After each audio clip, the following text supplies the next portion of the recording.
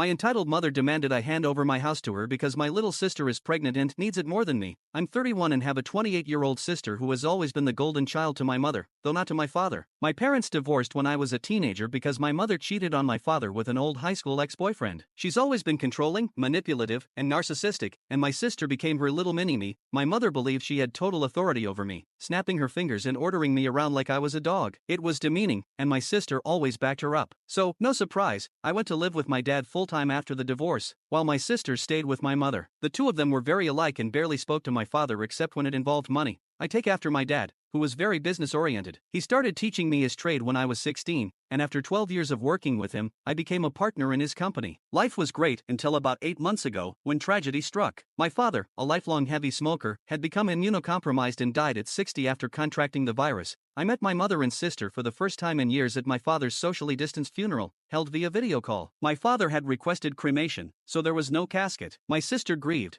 but my mother seemed indifferent, which didn't surprise me. The last time she saw my father, she screamed at him that he owed her more money and threatened to sue him. He just laughed it off. He had paid alimony and child support as long as required, and no more. He even contributed $30,000 to my sister's college fund. But after 10 years, he was no longer obligated to give my mother money, thanks to the court's ruling. And my mother wasn't broke by any means. She's had the same job for 3 decades, owns the old family home outright, and rents out 2 rooms through Airbnb regularly. She's doing fine financially. After the funeral, my father's will was read. He had anticipated that his heavy smoking might catch up with him and even joked about it in a pre-recorded video. He willed nearly all his assets to me, his money, his business, and his home. My sister got a 2015 Nissan Altima and $10,000, while my mother received $1,000 and a few other items she had been claiming were hers since the divorce. My girlfriend and I now live in the house my father left me. My sister, on the other hand, went from finishing 2 years of community college to living off her boyfriend and working part-time online for several years. During that time, she got pregnant but suffered a traumatic miscarriage, something I didn't know about until after the funeral because we were practically no contact. When the lockdown hit, her boyfriend's job downsized, reducing his hours. Eventually, he was only able to work part-time, which strained their finances. He urged my sister to find better employment,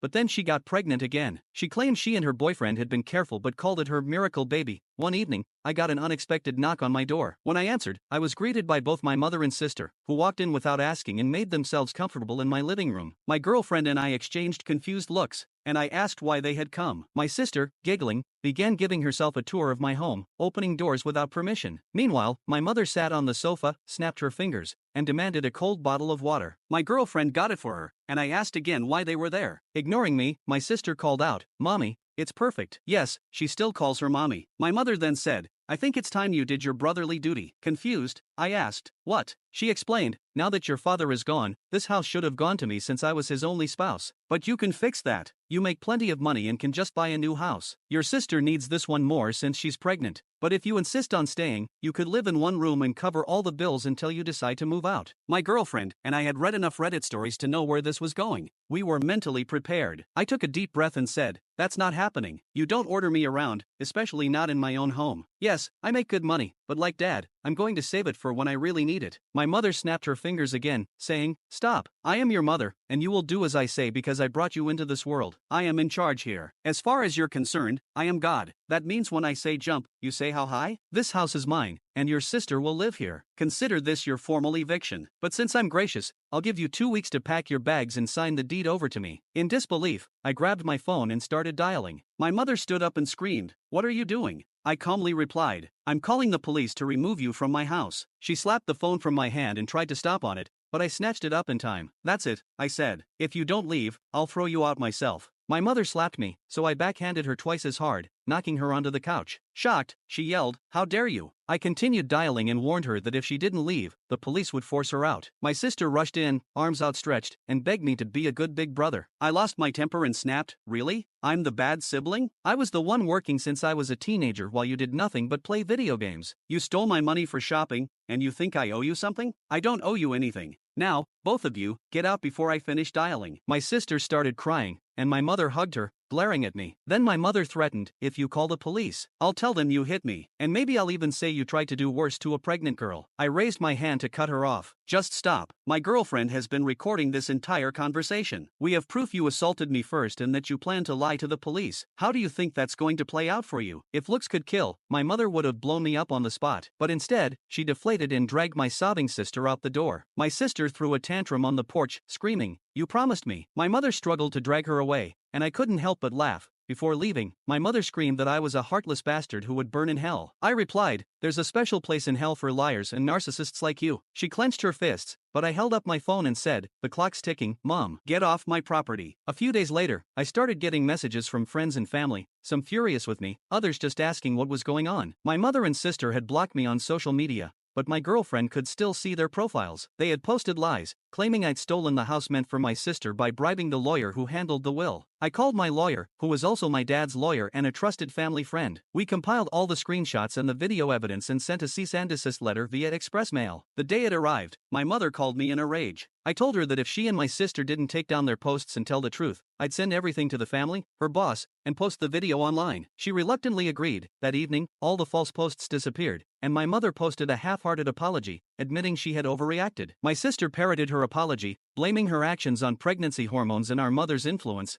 Many people apologized to me for believing their lies, but I now knew who would side with my mother no matter what. My sister and her boyfriend moved in with my mother, but she put them in the basement to keep her Airbnb running. My sister, of course, complained about living in the basement, but I didn't care. They brought it all on themselves.